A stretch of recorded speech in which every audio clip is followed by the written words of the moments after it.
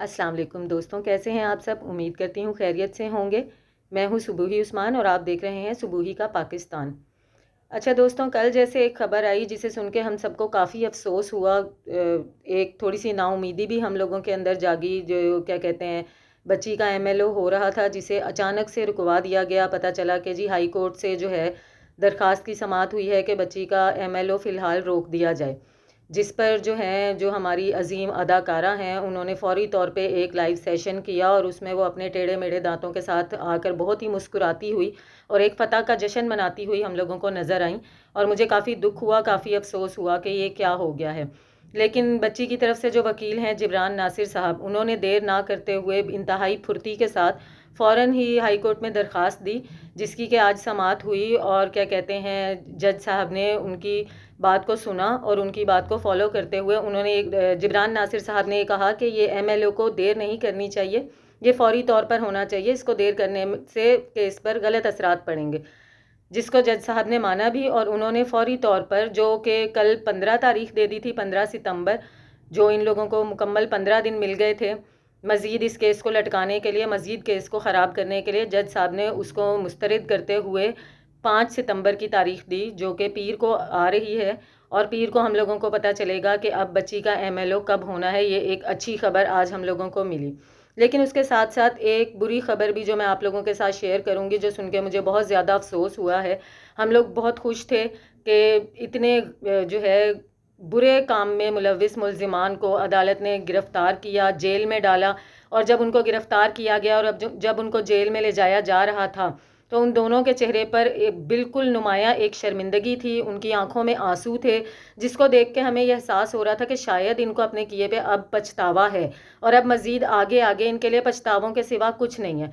लेकिन अब जो ख़बरें जेल से मुझे मिली हैं, उसके हवाले से मैं बहुत ही ज़्यादा हैरान भी हूँ, मुझे दुख भी हुआ है। मुझे ये पता चला है कि जेल में उन दोनों को वीआईपी प्रोटोकॉल दिया जा रहा है। उनकी वही टोरें जो कि बाहर हुआ करती थीं, कि सब कुछ करने के बावजूद ना तो वो नादिम थे, ना ही उनको किसी भी किस्म की कोई शर्मिंदगी थी। अब वो बहुत ही ज़्यादा जो है चौड़े होकर जेल में फिर रहे हैं। जेल में उनको बहुत ही अच्छा और साफ़ सुथरा रहने का बंदोबस्त किया गया है। उनको एक अदद साफ़ सुथरी चादर भी दी गई है। उसके साथ साथ उन्हें पेडिस्टल फ़ैन भी प्रोवाइड किया गया है।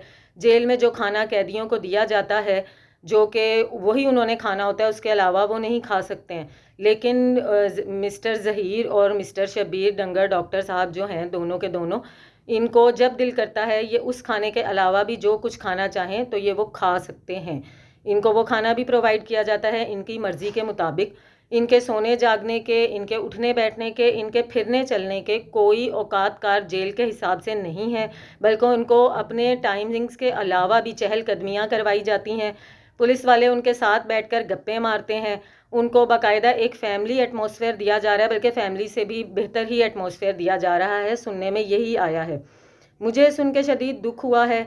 ऐसे मुलजिमान जो इंतहाई घटिया जुर्म के मुर्तकिब हुए हैं, जिन्होंने ह्यूमन ट्रैफिकिंग में जिनका वो आ रहा है, और उनको इतना वीआईपी प्रोटोकॉल क्यों दिया जा रहा है, ये मेरी समझ से बाहर है। अब वहाँ पर तो आईओ साहब मौजूद नहीं है, वहाँ पर तो जेल इंतज़ामिया मौजूद है। तो जेल इंतज़ामिया के ऊपर ऐसा कौन सा प्रेशर है कि जिसकी वजह से वो उनको इतना अच्छा जो है प्रोटोकॉल दे रहे हैं।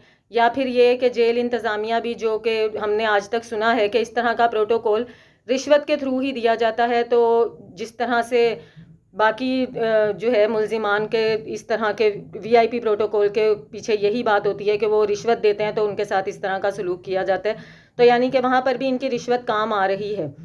मुझे नहीं समझ में आ रहा कि इनके साथ ये सलूक किस वजह से किया जा रहा है। मज़ीद ये केस किस तरफ बढ़ रहा है और मज़ीद इन लोगों के साथ अब आगे क्या होगा। अभी फिर से हम लोग उसी कशमकश का शिकार हो गए।